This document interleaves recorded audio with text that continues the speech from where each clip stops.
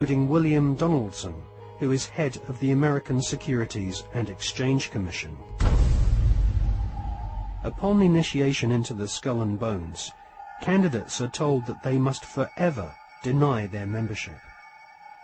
The psychological mind programming and brainwashing which goes on inside the tomb can only be guessed at, as no bonesman has ever broken the fraternity's rule of silence. Fellow students at Yale have often said that on the night of ceremonies, blood-curdling yells and shrieks can be heard from inside the tomb. Some say the initiates are forced to wrestle in mud and are even beaten.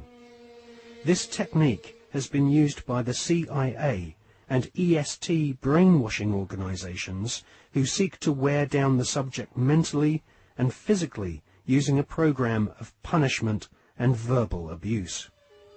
Once the will of the candidate has been broken, and they have divulged all their sexual secrets to the elder bonesmen, they stand naked and are reborn in a mockery of a Christian baptism, with elder bonesmen dressed as the Pope and the devil conducting the ritual. Ron Rosenbaum is a journalist who writes for the New York Observer. He secretly filmed an initiation ceremony from the top of a building near the Skull and Bones headquarters. Members of the order dress up as the devil, the Pope, and a kind of Don Quixote character.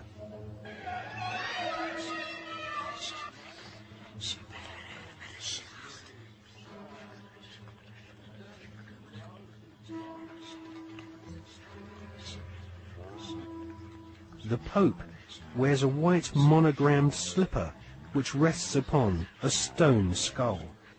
Each initiate is led into a chamber where fellow members shout obscenities and abuse the new initiate. The initiates are told that they are superior beings and are part of a privileged elite who use war, terror, and famine to control Earth's human population. This callous philosophy was illustrated in the Hollywood movie Skulls, made in 1999.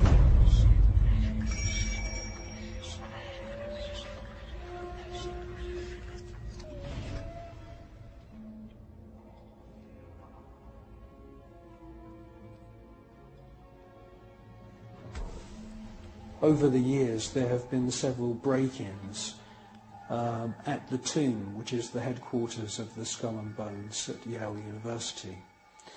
The artifacts which have been found have included membership lists of another secret society which operates on the campus called the Scroll and Key. Now, it seems pretty obvious as we research this material that the Wolf's Head, Phi Beta Kappa, the Scroll and Key, and Skull and Bones are all different flavours of the same Bavarian Illuminati secret society.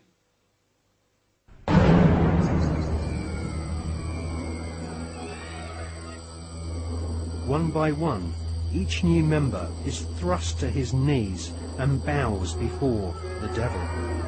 A naked woman is ceremoniously assaulted with a dagger. The devil lays each initiate into a coffin, and a ribbon is tied to their genitalia. Everyone is encouraged to divulge their entire sexual life history whilst masturbating.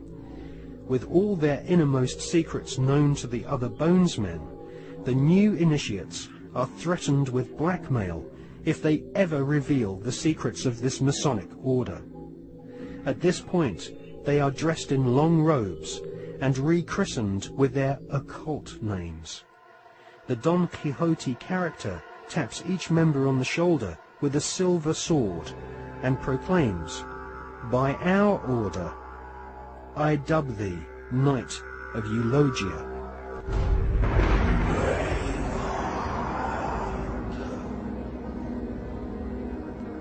We can exclusively reveal that George Bush Sr.'s occult name is Magog, which is the name of the evil army commanded by Satan to visit Earth and destroy the kingdom of Christ.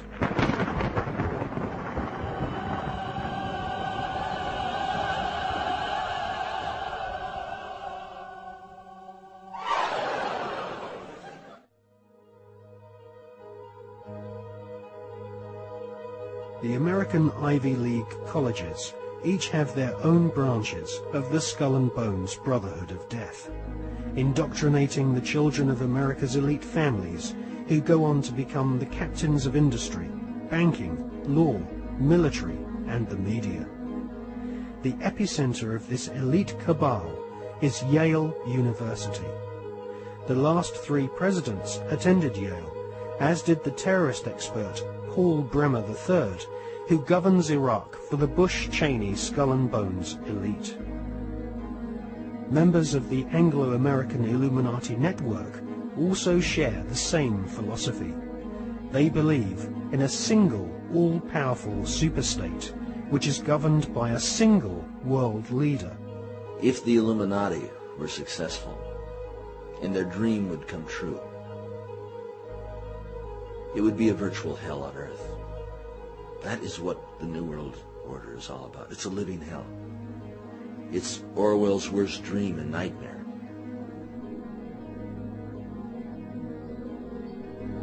Well, to understand the philosophy of the Skull and Bones Society, you have to understand the philosophy of 18th and 19th century Germany, with people such as Hegel.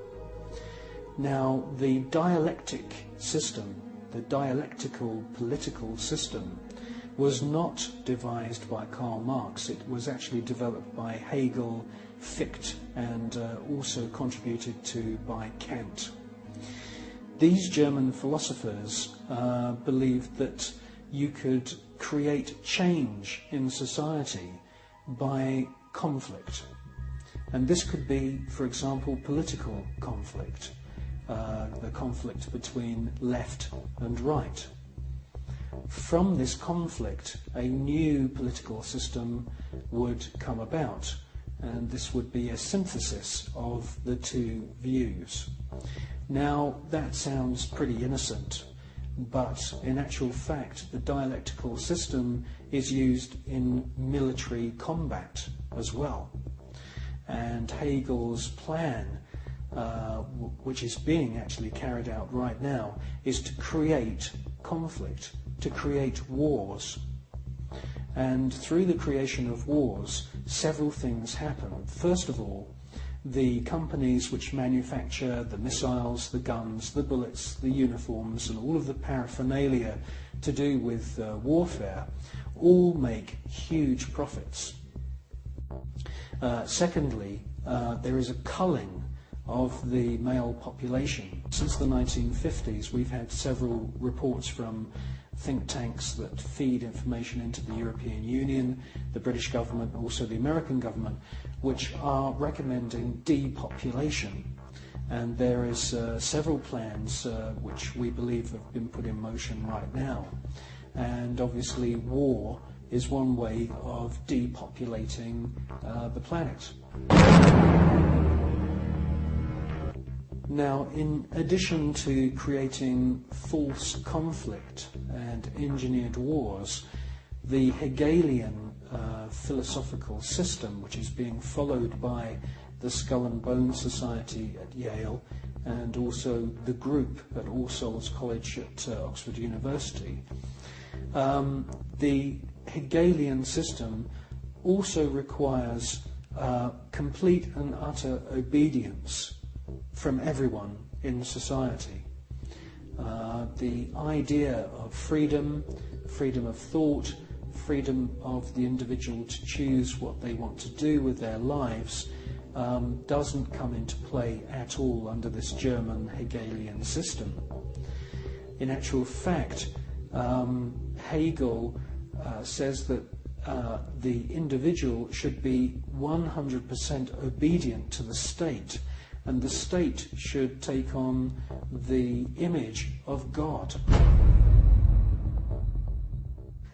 Now, in the Hegelian system, the state is all-powerful, so we should ask ourselves, what is the state? Well, the state is the elite. The state is the royal, aristocratic hierarchy who are able to maneuver and live their lives in any way that they choose because they are super wealthy.